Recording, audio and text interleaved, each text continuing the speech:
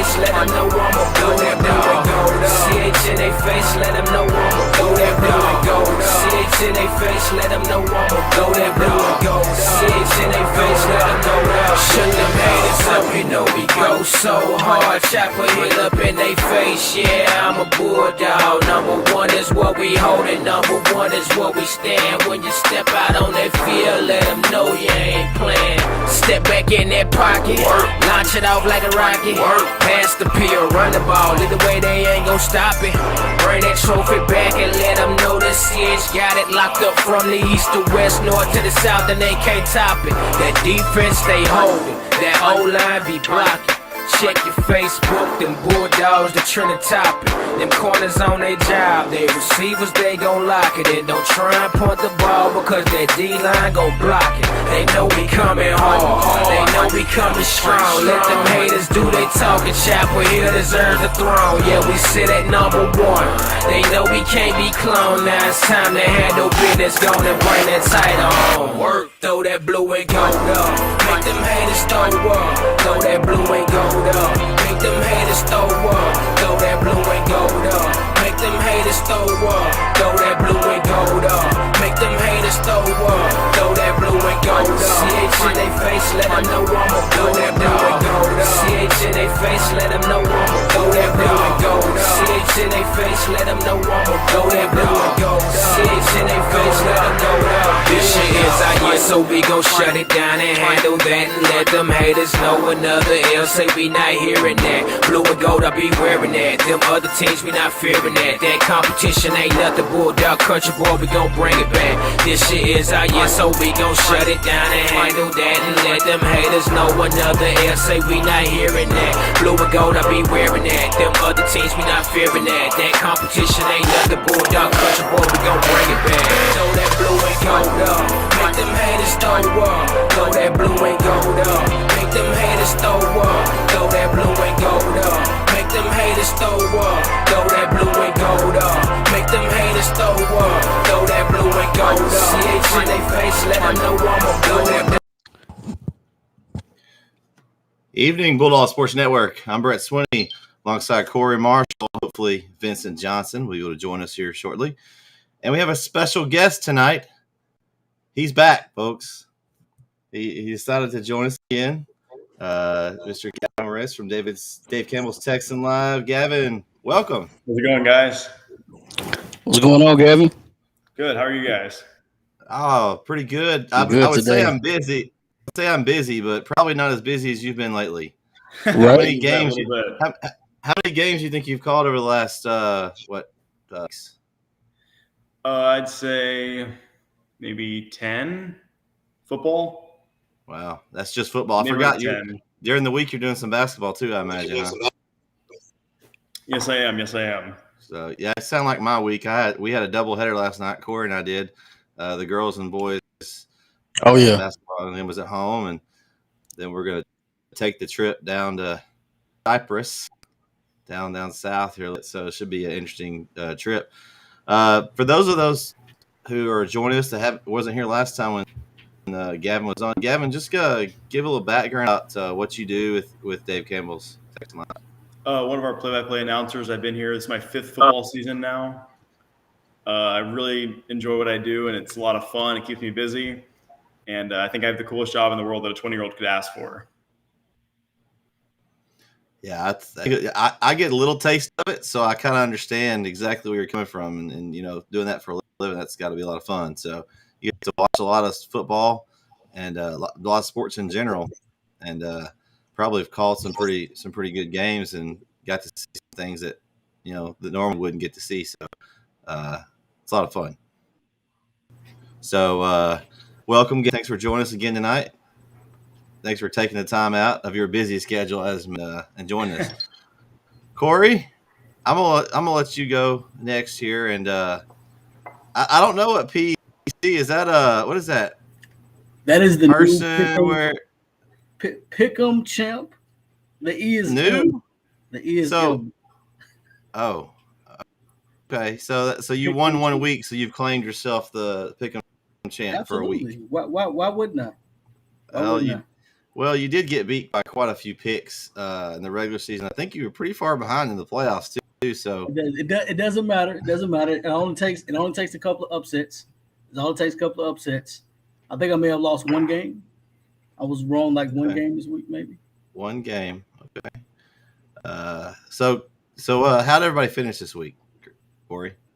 I didn't have the That's stats. right. I had all those, didn't I? Because I was like talking by myself for like 15, 20 minutes last week, and then Vince decided to join me. Black Friday week. It was a Black Friday week. Well, you made the mistake of going shopping on Black Friday. Hey, I had to do what I had to do. So we picked last week, Gavin. We picked I believe we just picked 4A Division I games. And did you cover any of those? Or were you in the bigger school? I can't remember which ones you had. Last week I had Friday. I did Carthage and China Spring. Oh, that was I need your thoughts on that. You said that one. I need your thoughts. I watched some of it, but was it more of Carthage just off their game, or just China Spring better than what people thought? I think going in, the general consensus was that China Spring was going to have to execute a perfect game plan to beat a team like Carthage, and they did just that. They had a couple takeaways. They controlled the clock for most of the game.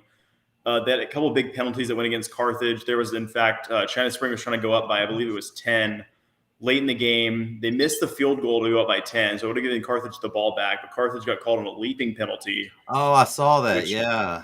Yeah, give China Spring the ball back and a first down. They burned out most of the rest of the clock, kicked the field goal, went up by 10 with like 9 seconds left. And by that point, it was already over.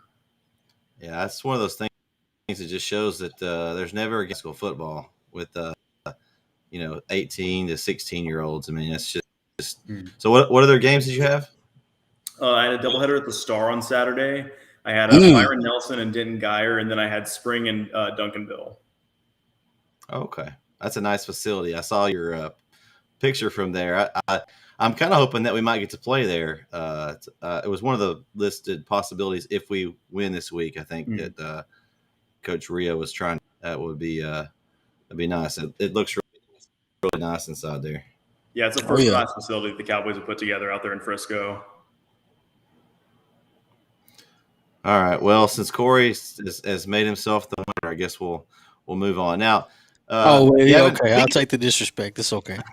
Now, Logan and I called a game this past Saturday. You were probably calling one that evening as well. Did you get to catch any of the any clips of that one, of the Chapel Hill Kilgore game? I will say I went through earlier. Me and Chase Snyder, my roommate, watched a little bit of the highlights and some of the replay, and we caught a little bit of it. I know it went on. Okay, so you did get to catch some. That's good. I wasn't sure, you're being busy and all, if you would get to catch any of it. So those of you that were under a rock somewhere and didn't see the end of this game, we're gonna play the last play for you. Dyer's 12th tackle on the game. 2nd and 9. Kilgore still in the I formation. Standing room only here at Trinity Mother Frances Rose Stadium. 1-on-1 up top, and it is intercepted. Is he in? Did he in? Did he intercept it? It is. It's an a ball interception. game. That's the it's game. Ball game. Chapel Hill Javen wins. Mayfield. Wow. Javen Mayfield with the interception to end the game. What a play. That's an incredible catch. Got the Javen foot Mayfield. in. Ball game. Wow. Chapel Hill moves on to the 4th round for the first time since 2011 when they won the state championship. A stunner here at Trinity Mother Frances Rose Stadium. So I don't know if you were able to see that part. We had some internet issues in the press box, and so I think the last play kind of chopped out. Thankfully, I recorded it on the computer and was able to preserve that play. I've been doing this for a year and a half now, I guess, and that was the most exciting game I've ever called. I don't know that we haven't had one that was like a walk-off win like that off one play, and so and being my own team made it that much sweeter. As you can tell in our voices, it was incredible, and So you said you watched the game, and we'll bring Vince in now. Vince is joining us. Welcome, Vince. Oh, what's up? Second place. He comes in late, and you're already on him, Corey. Look at that. Oh, I'm the pick'em champ. I can do what I want. Oh, Actually, okay. Vince, you and Vince had the same picks last week. So We had I the don't know same picks. yeah, I said that on air last week. We did, yeah. Because Yeah, I remember you saying that. You said, "How did y'all pick the same thing?" So I was one behind you because I had three that were different. I think I got one of those three, and y'all got the other two. So what you're saying is, I'm the pick'em champ. Actually, y'all are both not the pick'em champ because you won another week. Wow, one time. When you go 2-6 and 3-5 in weeks, you don't deserve to be Got to get you one of these. that the champ. Y'all can win weeks. I'll be nice and let you. Okay. All right. So back to Gavin. You got to sit. You and Chase got to watch some of the game. What were y'all's thoughts about kind of the way the game went? I saw in the highlights that you guys went down. Chapel Hill did 17-0 in the second quarter. And then you guys scored 21 unanswered to go up by 21-17 at halftime. A little bit more scoring in the second half, too. I think like 14 more points each or so to go 35-35 into overtime. We were watching some of the replay of overtime, and there was no one scoring in the first overtime. You guys got the ball back first and second overtime, scored with that, and then I think it coming down to them throwing a ball to the end zone. I believe it was on 2nd down and 9 in double overtime. They threw into the end zone. I think Jaden Mayfield made one of the better plays that we've seen this year. I don't know that many people can get their feet in bounds like he did on that play. So I think it was a really impressive win. I think Kilgore was a really solid team. A lot of people picked to go further than the 4th round, or the 3rd round, I should say. And for you guys to knock them off in the 3rd round, it's really unbelievable. Yeah. Yeah, I was, like I said, that was we kind of was, in my opinion, we had 2 games in one in this game. Like quarter, Kilgore dominated. You know, I don't know, they did the onside kick on us, recovered it. That was a good call. Yeah, I mean, we weren't ready for it, and they probably saw something in film. Onside kicked us, got the ball, went down and scored to get 17 unanswered points. I think it was like 8 minutes left in the second quarter when we got the ball. On that first drive that we scored. So Yep. I don't know. Am I echoing on y'all? Yeah. Yeah. That's weird. Did it go away? Yep. Okay. And so they got the ball and scored, and then Chapel Hill recovered a muffed kick. Was able to score again. That's really, because you only had 8 minutes and you got 3 downs in that 8 minutes, and you know Chapel Hill's offense is pretty potent, but that was huge to get up after being down. I mean, I was seeing a replay of the game 1 after the first quarter. I was like, oh no, not again. Game 1, we had 5 times we were in and couldn't punch the ball in except for 2 field. And so I knew we had the potential to beat Kilgore just because if we could punch those in, we're right in the game. Demetrius Brisbane's first start. Yes. The level. And so not a lot of time to prepare to get ready. That first week, it was just adrenaline coming out of the locker room, and was able to make a nice run against Palestine to make it a game. Almost came back and won. But Palestine hadn't seen him play, didn't know, and weren't prepared. So that wasn't a surprise. Kilgore actually had a week to prepare. They saw what he did in the second half, I'm sure, and were for it. So my thinking was all along, if Chapel Hill just gets in, having playoffs since the Maybank game. I mean, we've had to win every week. I mean, we had to win that game. We had to win the Henderson game, and then, obviously on.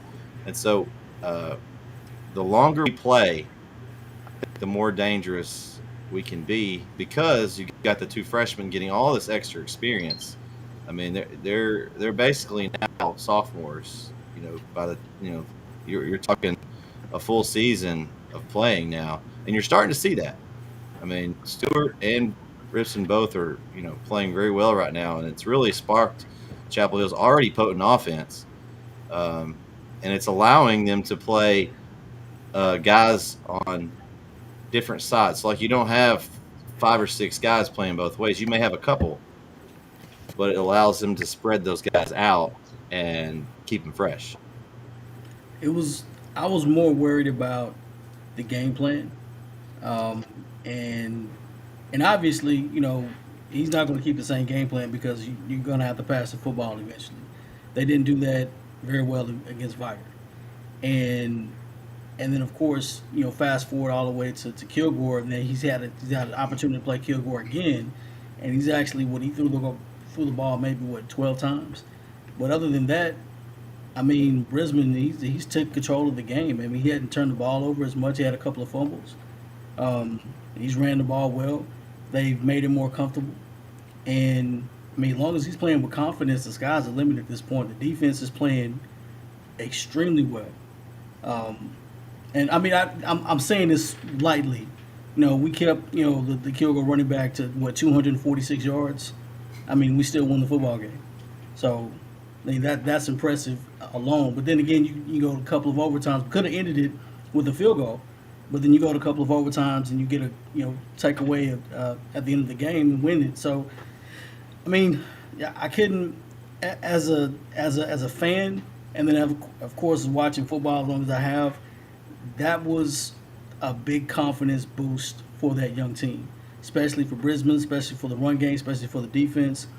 They just kind of opened their eyes up to the possibility that, hey, we may be able to continue to win playing this way. And Kilgore is historically, they're good. Everyone knows that. They've owned us since the beginning of time, it seems like. Everyone in East Texas knows Kilgore's, Kilgore's probably going to win. But, winning that, getting over that hump, seeing them winning the game, knowing that they can win the game, and they played with extreme confidence. Even down 17-0, they still played with extreme confidence. And a young team with confidence is a scary thing. A young good team with confidence is a scary thing. All right, Vince, what you got?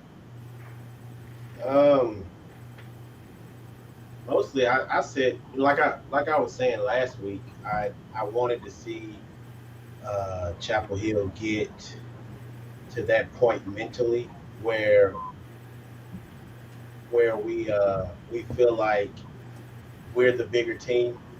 I mentioned that last week and stuff, and I feel like that's what I was watching. I was watching a team that was not afraid of the moment. I was watching a team that took ownership of every opportunity that was laid out there on that field, especially with the how the game started. Because I was saying last week, sometimes these young guys, not saying Chapel Hill in general, but just young people in general, they get down 17-0 and the game is over in their head, and that's the biggest fight. It's not even what's on the field. It's fighting that negativity that's in your head. And I didn't see them go to that place. I didn't see them go to that dark place like I have seen them in prior times, like I did at the Lindale game. They didn't go there. They stuck it out, and again, when the opportunity, was made available, they took that chance. They did what they had to do. And I think that's why Kilgore really couldn't put us away. Not taking nothing from Kilgore. Kilgore is a good team, but again, I think we've been saying for a while, like especially last week, me and Bret, you talked about it. It was like nobody's perfect, and there's a way to beat everybody. And I think that they the reason they did that onside kick was to try to put us away early. They tried to put us in that mind state early that this game is already over. But we didn't go to that place again, and that's what I truly admired about watching that game.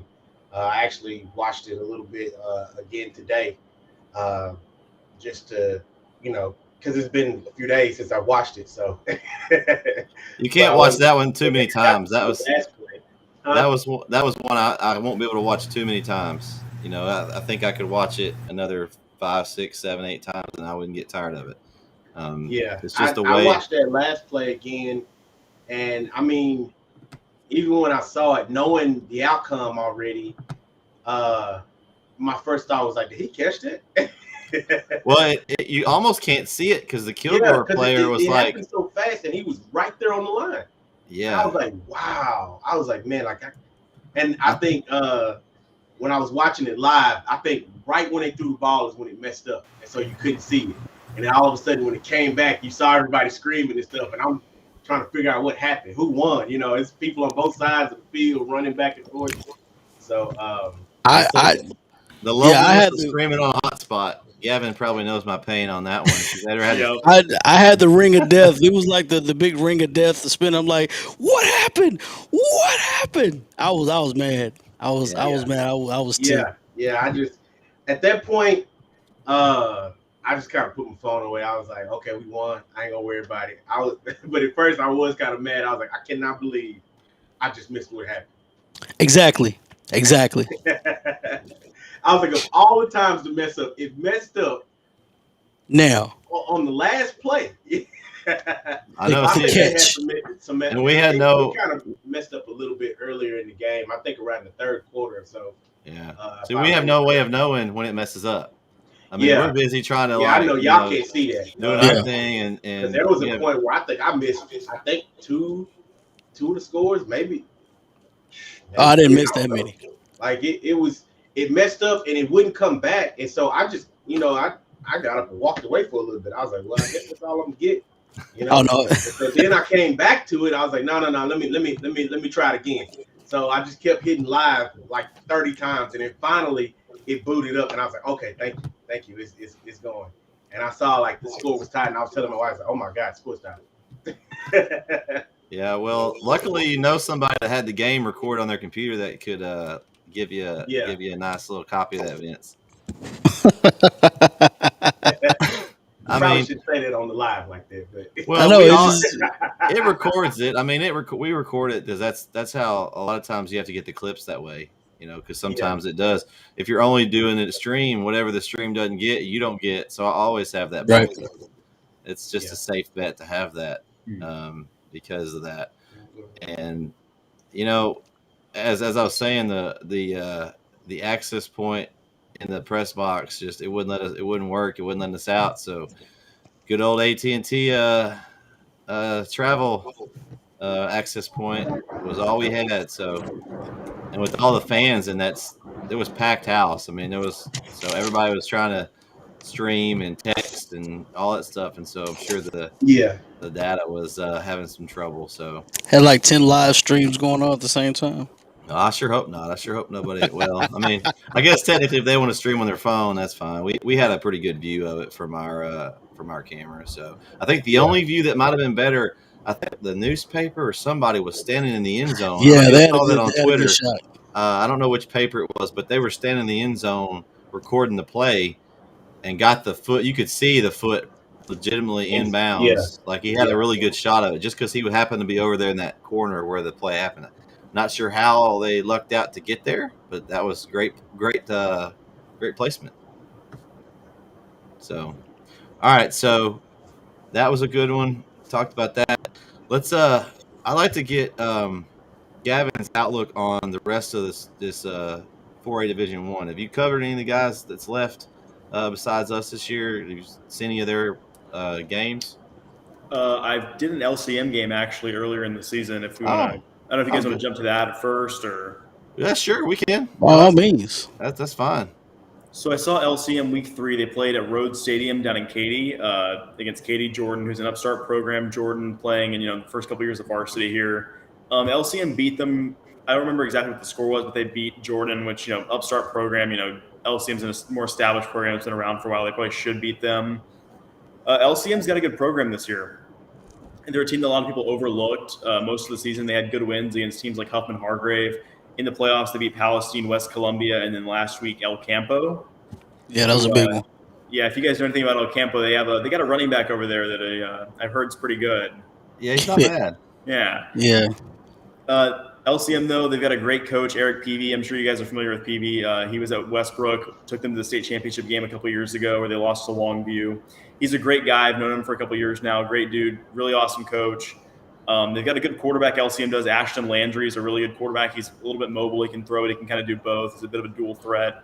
And their running back, Moriz, is really, really good as well. I'd say he's probably the focal point of the offense. When they want to run it, I'd say Moriz is probably the biggest threat that they're going to give you guys this week. Okay, yeah, that's kind of what I've got some stats, and that's kind of what I gathered is running is their focal point. They can throw. They've got some. It's not like Viter where they had like no passing yards hardly at all. They can do both, and I now the difference I think in playing El Campo, and El Campo is a solid team, but they were one dimensional. They were pretty much run, and that was all they did. And so I think having a good coach, a good scheme, I'm sure was able to help them a lot. They were probably schemed up, probably did a lot of things to try to force them out of their run and make them have to pass. I didn't see all that game. I got to see a little bit of it, but I think the difference that we have over, not to say that we're a better team, but I think we're a more versatile team. We've got multiple weapons. You've got receivers that can make plays. You've got running backs that can make plays, and obviously a stud quarterback. So I think that's the thing we'll throw at them that hopefully will make their defense a little bit harder for them to contain us. I think that's kind of what from what I've seen, their defense, their outputs on their allowing points pretty low. I think they're allowing like around 20 points a game, which is pretty good considering who they've played. Now, we'll say Viter beat them, and we beat Viter. So it makes me feel like we have a pretty good chance of this game. Not to say we're going to walk down there and just – well, I think we have a good chance to win. I saw they beat Palestine barely. We have a Palestine story. We could have beaten them by a lot of points. I mean, we basically gave a free half and just let them score all they wanted. Second out and scored at will, just ran out of time. But they took advantage of that half too. Yeah, they did. They're supposed to do. They took advantage of it. That was on us. On us. So I'm going to take a time here to welcome some of our listeners tonight. We've got Chris, always a loyal listener. What's up, Chris? What's up, Chris? Corey's mom, Miss Opal's on tonight. Hi, Miss Opal. Glad you joined us tonight. Yes. Chris said that was a great game. Christian's on as well. And he is saying it again, we will beat Little Cypress. Now Christian's been right every week. And Christian is one of our football players, Gavin. Mm-hmm. That's his dad also. He's actually one of our sponsors. So shout out to them. Jeremy McGee. Well, your son had a great game, Mr. McGee. That's Gavin really did. Gavin. Javen Mayfield's dad. We went to school with Jeremy. So shout out to Jeremy. Great game. Some says it's a Facebook user. I can't tell who this is. 13 needs to touch the ball 5 times per game moving forward. I'm not sure who's 13. I don't know who 13 is. I can't think off the top of my head. I don't know off the top of my head now. That's Austin Watkins. That's who that is.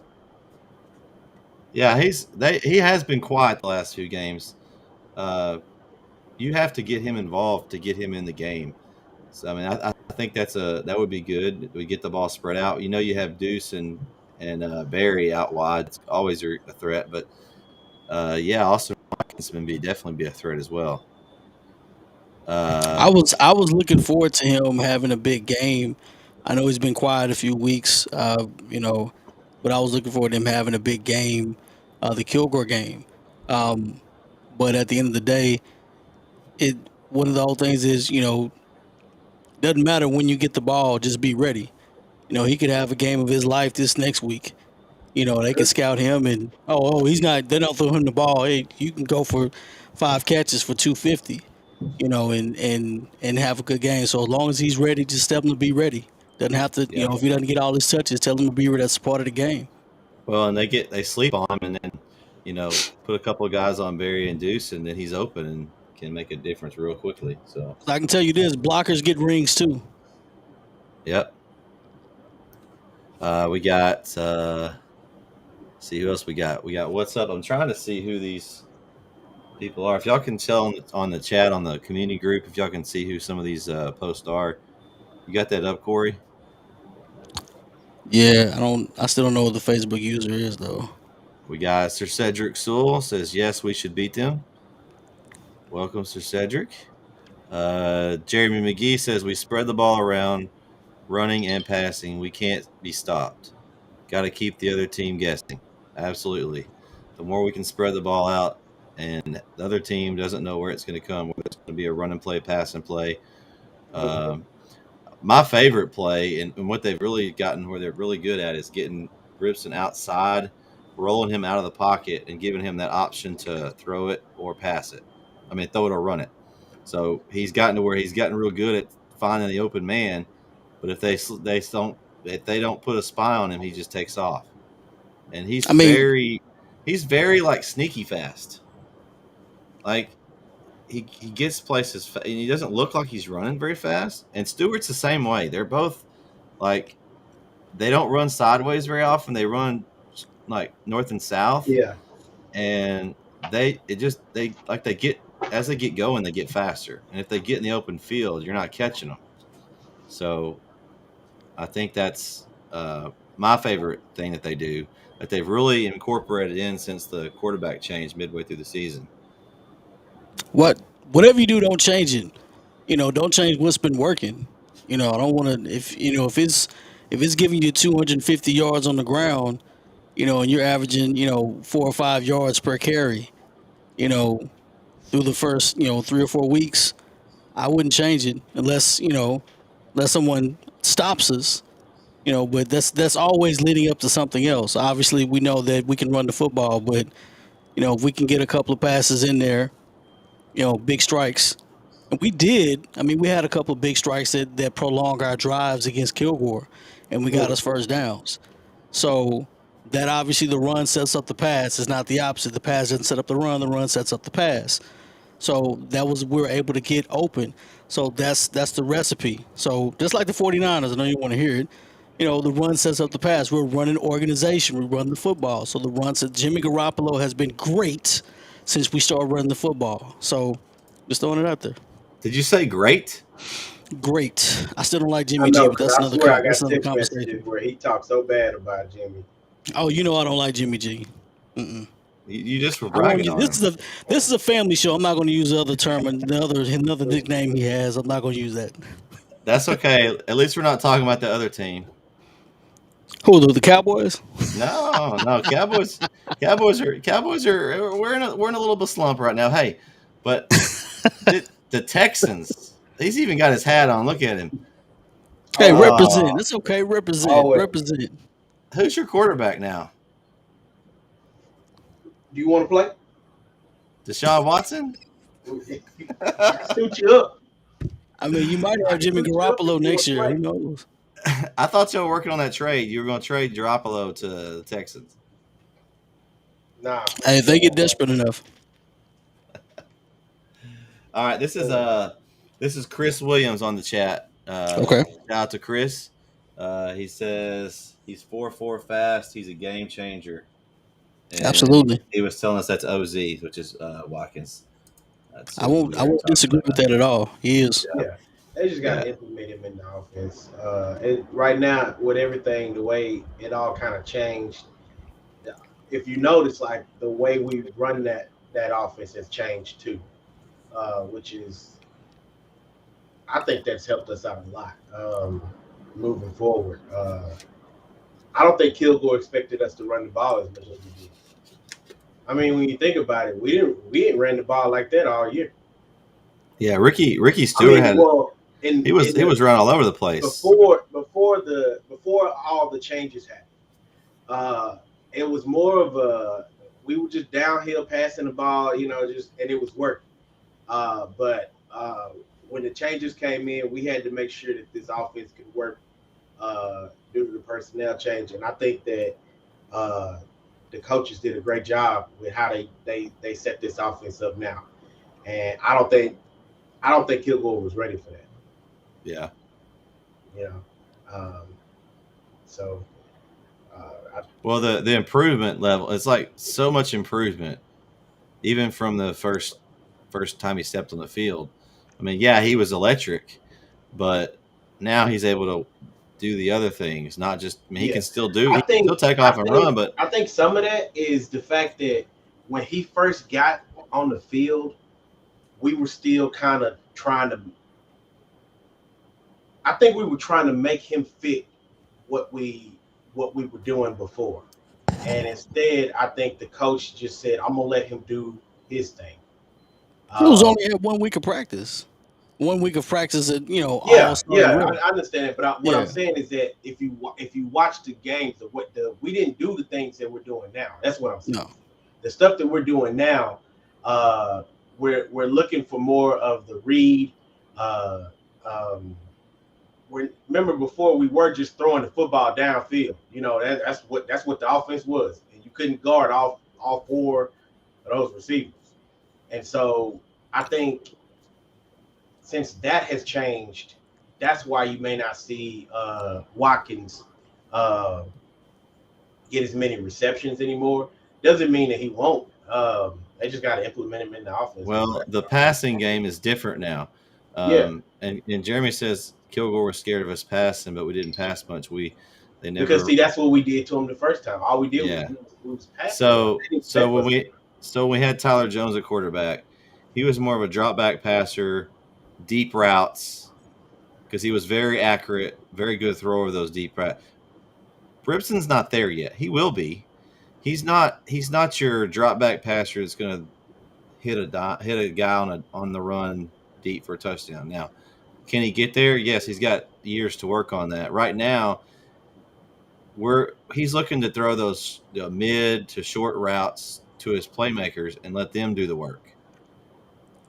Like he can hit Barry, he can hit Deuce. That's why I like OZ and Watkins. He's more of a he's not that kind of route runner really. Now he can run it, but he's more of the let's throw it up to him and let him win the jump ball or a deep route. You don't really see him running those little short screen routes and stuff that Deuce and Barry run. That's just not his thing. And it's not to say that they can't get him involved.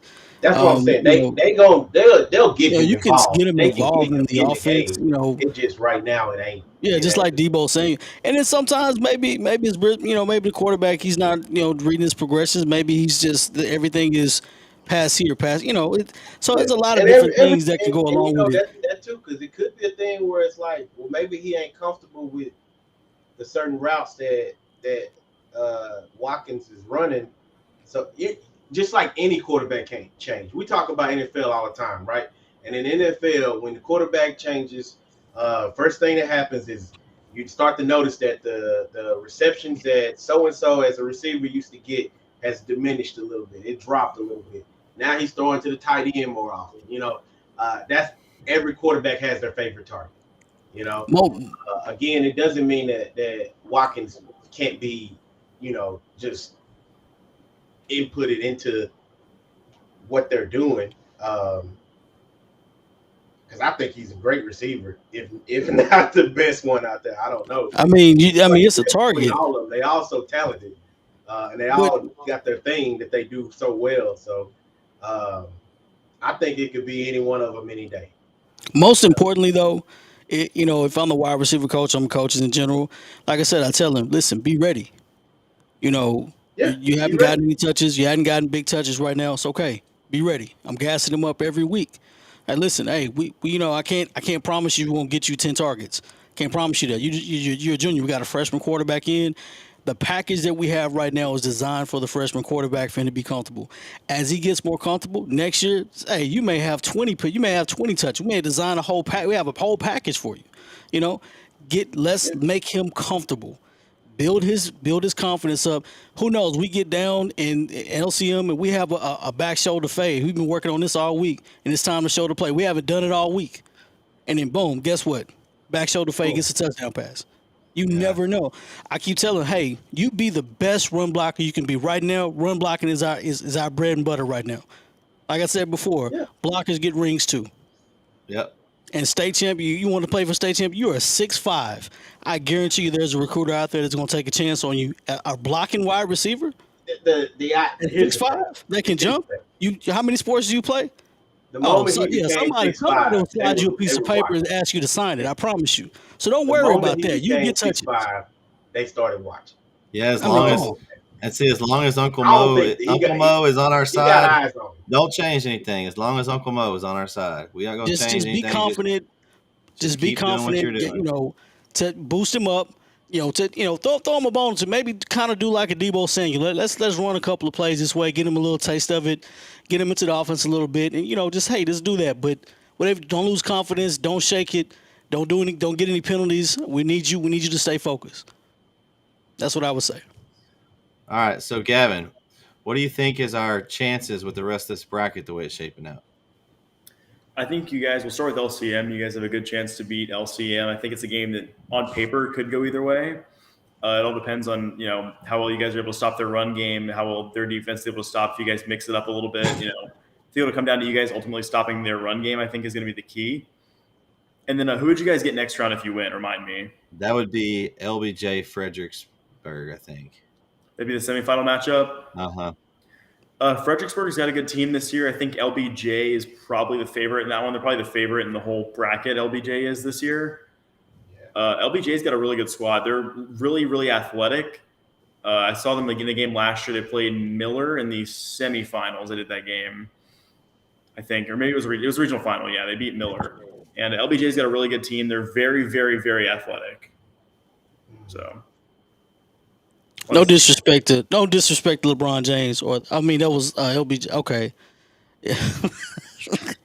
But I'm being disrespectful. This is our bro. This is our show. But no, it's going to be an East Texas school that wins it this year, either in Division I, Division II. I just have the feeling. Eventually, as far as we go, in Class 5A and 6A, East Texas schools don't fare very well. There's not that many.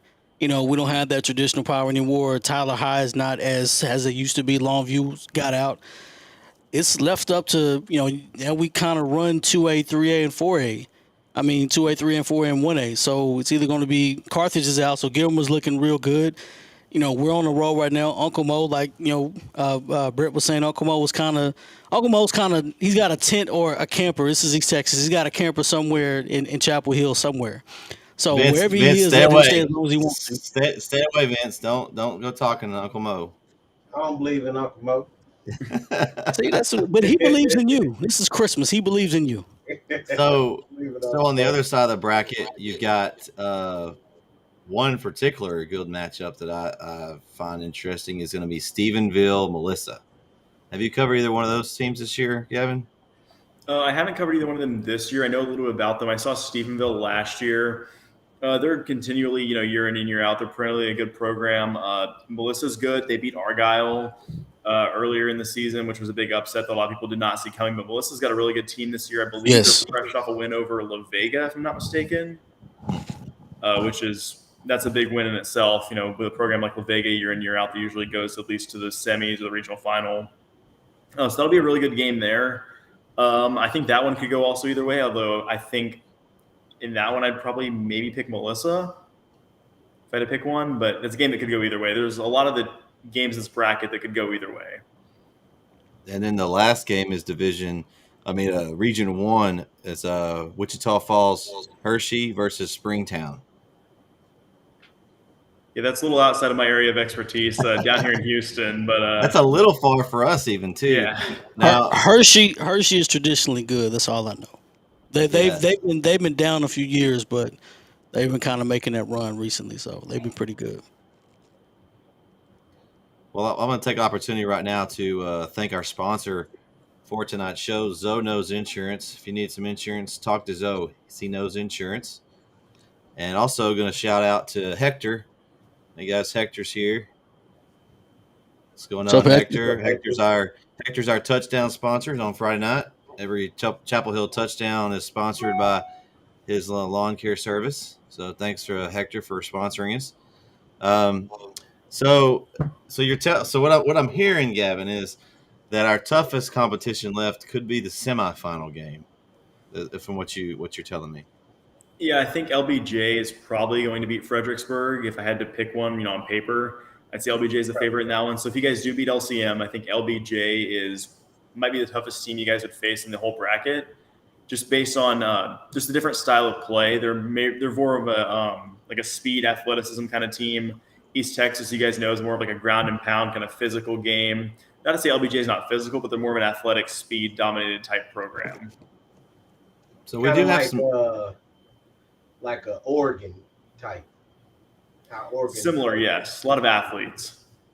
Yeah, I think, and of course we have a lot of athletes, so I feel like that that could be an advantage for us because we do have a lot of guys with athletic ability. So in essence, we could match up decently with their speed. That would be interesting.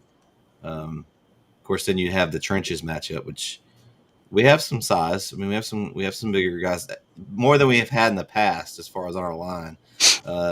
One of our better lines, as the season's gone on, it's improved. I think a lot. Now it does help that our quarterback doesn't sit back in the pocket as much, so they're not asked to sit back and protect a pocket passer.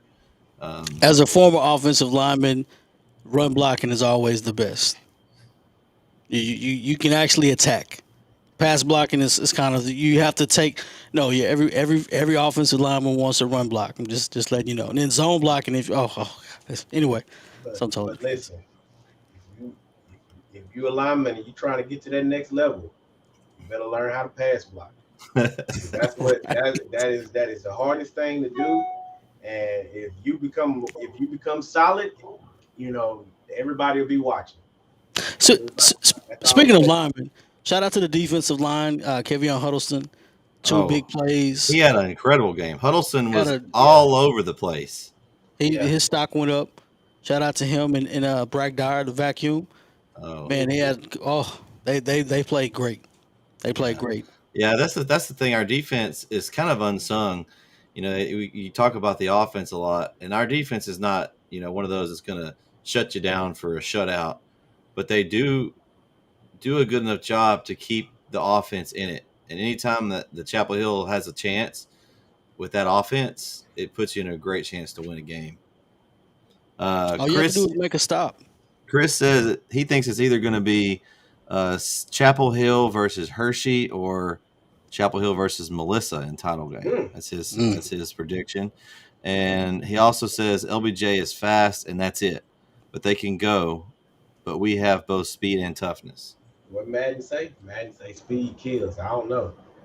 LB, I don't know, man. I don't know. Melissa's good too. Yeah. It'll be interesting, I'll say. I got a feeling it's gonna be LBJ. It's got that. I got a gut feeling. Well, they've already beaten Fredericksburg this year. They are in their district. Yeah. So I mean, they've been good for a while. Yeah. Hey, I will say that we did get picked today. I watched Dave Campbell's YouTube channel, and Tepper picked us. It was his first game on his show. I was watching it earlier, and he kind of overviewed the game, and he actually picked Chapel Hill to win. So he's been showing his love. Yeah, it's always a good sign. Yeah, I mean, he think he knows a little bit about football, so I like that. The fact, of course, a lot of people probably didn't have us pick last week.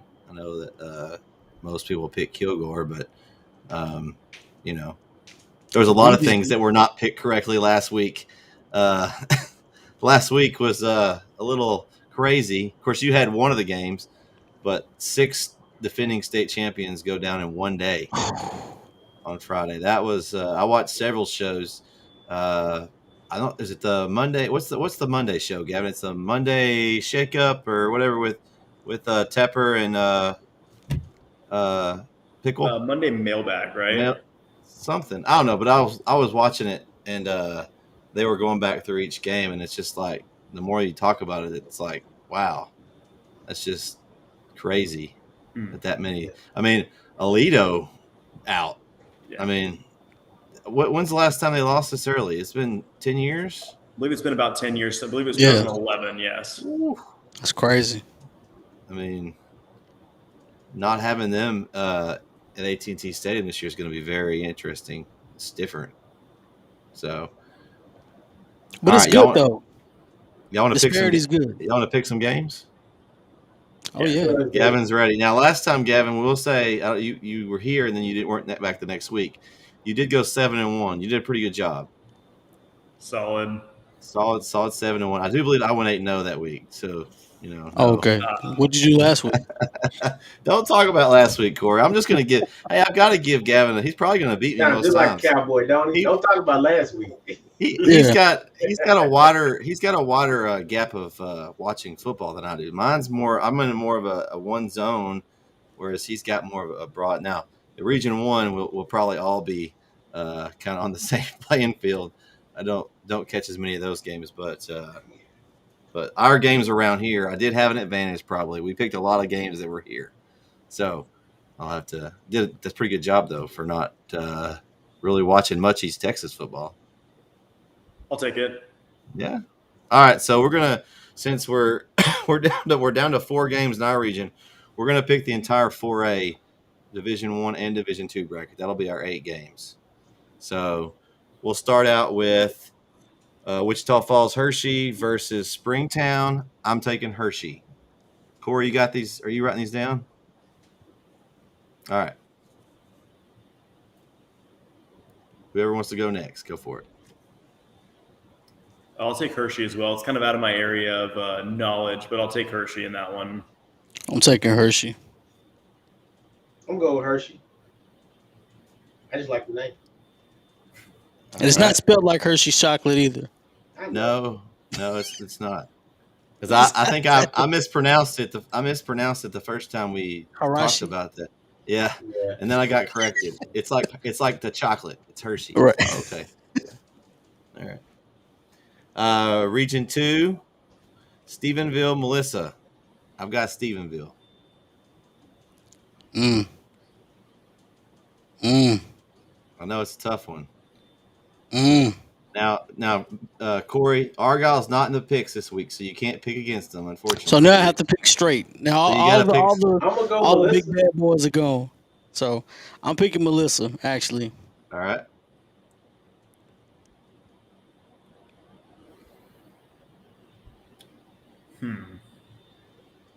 I'm going upset. Yeah, I think I'll take Melissa in this one. Give me Melissa. You don't want to change that pick, Bret? No, I'm good with my pick, man. I'm just going to go with it and stay with it. I haven't seen either team play, so I can't really, they're not ones I can go and watch on Texan Live. They don't. Stephenville hadn't been. Stephenville hadn't been good since Art Browse was there, and I'm showing my age now. Well, they haven't lost a game, so they must be pretty decent this year. Yeah, it must be his grandson or something. I don't know. Yeah. There's another Browse there somewhere. Did you go with Melissa Vince too? Yeah, I will with Melissa. All right. All right. The next one's our game. I assume that everyone's going to go with Chapel Hill. Well, Gavin may not go with Chapel Hill. Gavin's the only Gavin wild is the card. one person here that doesn't have to pick Chapel Hill. Yeah, I've got no dog in that fight, but I don't think I can come on the Bulldog Sports Network show and not pick Chapel Hill. So I'm going to go Bulldogs. There we go. All right. You know where he at? Yeah. Right. We're training him right. That's good. All right. So Region 4, it's LBJ Fredericksburg. I got LBJ. I got LBJ too. Yeah. LBJ. Corey, you like the upset, the long shot. There it is. No, I've been picking LBJ this whole time. I'm picking LBJ. All right. We're gonna go 4A Division 2. Salina versus Aubrey. I'm gonna take Salina. I'm going to take Salina too.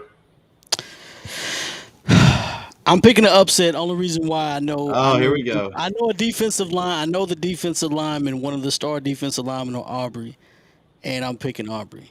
Okay. So your excuse when you lose is, I just pick somebody new. I like that. There you go. You got a built-in excuse. It's okay. I could go undefeated and just be the new pick'em champ next week too. Well, you wouldn't be the new one. You'd be back to back.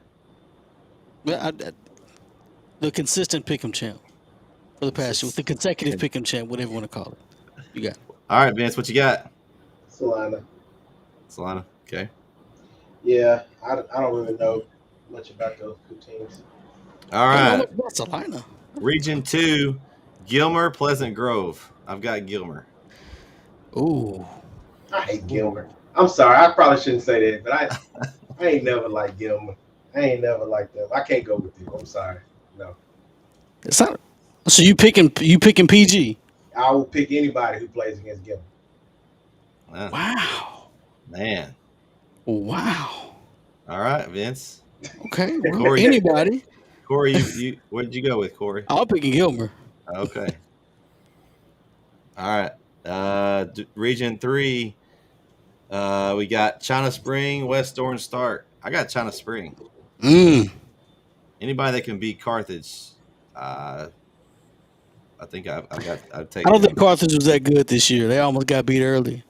That was so they didn't destroy the number 2 team in the state, Gilmer, early in the season. They're not very good though. What are you talking about? Carthage. They blew out Gilmer earlier in the season. Yeah, and Carthage almost got beaten week 1 against Crosby too. By a Crosby's still playing. I'm just saying, listen, this ain't the same Carthage football team. Is what I'm saying. Corey don't know what he's talking about. Crosby is still playing. And are they 5A D2? They D2 or I'm picking D1? West Orange Starks. D2. I'm picking West. All I'm saying is not the same Carthage. That's 2 levels. That's 2 levels above them, basically, Corey. Probably double the student body. Doesn't matter. Okay. Still Carthage. I'm picking West Orange Starks. That's fine. Go with that. Picking the Mustangs. I hope to God they don't win that game. Because I'm telling you, Corey will come over here and regardless of whether he pick him champ or not, that's what we're gonna have to hear. See? That's what he do. That's who he is. Give me what did you say? China Springs? China King.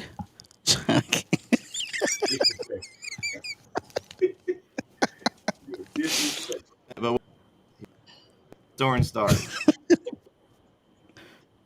So China Springs. Who you got, Vince? Yeah, that's who I got. China Springs. Oh, China Springs. Okay. All right. And then Region 4, Cuero and Geronimo Navarro. I've got Cuero.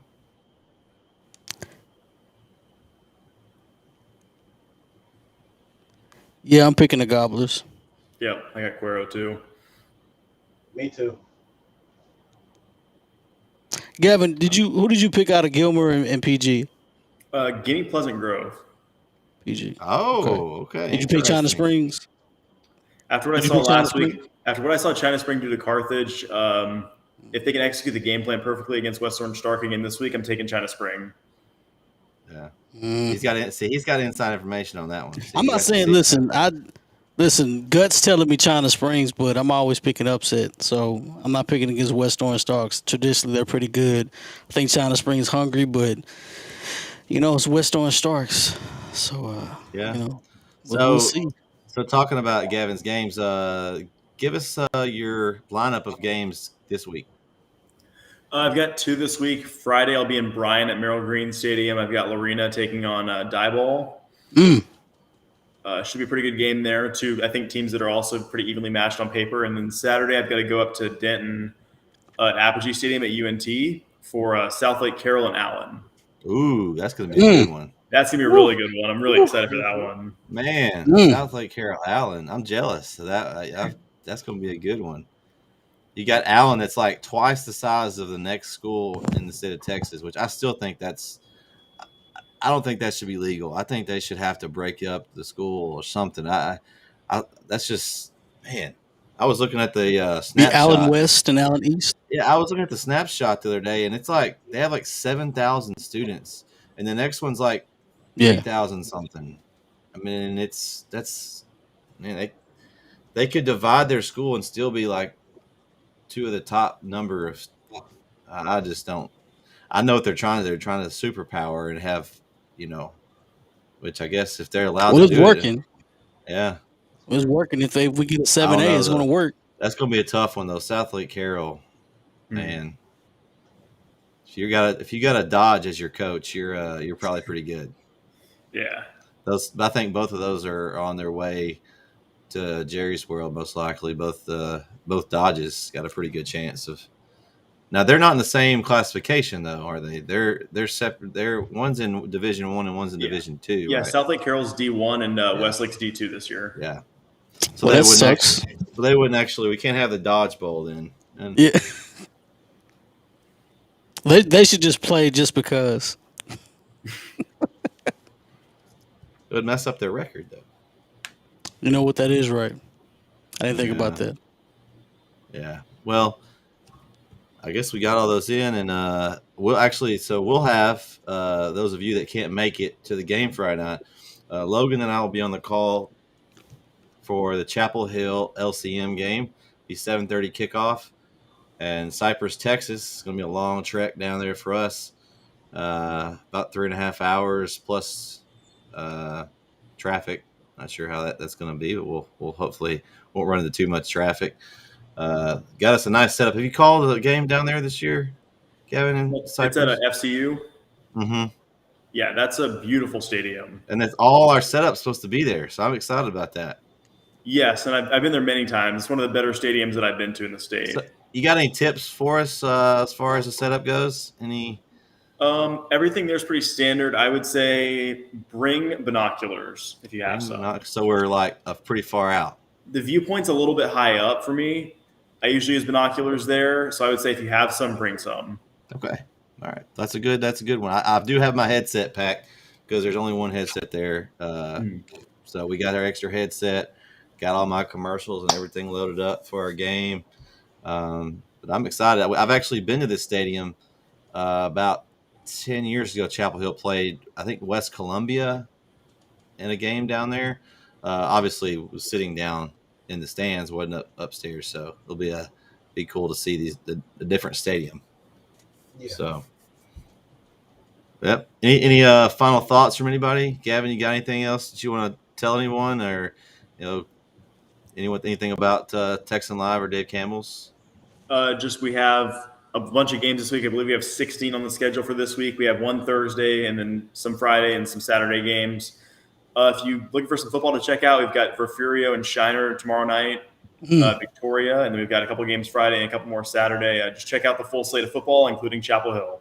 Yeah, because if you're getting a subscription, all those come with it. Yep. Pretty much. So if you already got the subscription to Texan Live, you can watch any of those games. So you got time to catch some other games. I'm looking forward to the one tomorrow night. It's going to be a great game. It was a great game last year. I called it last year. It was really, really fun. Trevor Bullard, one of my friends, colleagues, has got the call for it tomorrow night in Victoria. It's going to be a great game. Yeah, it should be an awesome one. We're hoping for a good one Friday night. Make sure you tune in. If you miss us, don't forget we have this on podcast form. So go subscribe to our podcast, the Bulldog Sports Network. Also, if you get your picks in, we'll add you to the list. I know I see Chris's picks down there. Corey, if you'll get his in the chat, we'll get him added in. He went with Hershey, Melissa, Chapel Hill, LBJ, Salina, Pleasant Grove, West Orange Stark, and Cuero. So, and thanks a lot tonight for everyone that tuned in. I hope you enjoyed the show. This is our highest viewed show this season. I think it's all Gavin. I think it's all Gavin, man. We had I think we had at one point like 24 or 25 people on. So I noticed we've had more people chatting on the side here. Yeah, this whole time. So. It's been a great show. Thanks for everyone that's chatted with us and pitched into the conversation. We very much appreciate it. So hopefully I'll either see y'all tomorrow or Friday night. I'm getting ahead of myself. I'm ready for the game. Hopefully we'll see you Friday night, or you could catch us on Dave Campbell's Texan Live. For Gavin, Corey, and Vince, I'm Bret. We'll catch you next time right here on the Bulldog Sports Network. Good night, everyone.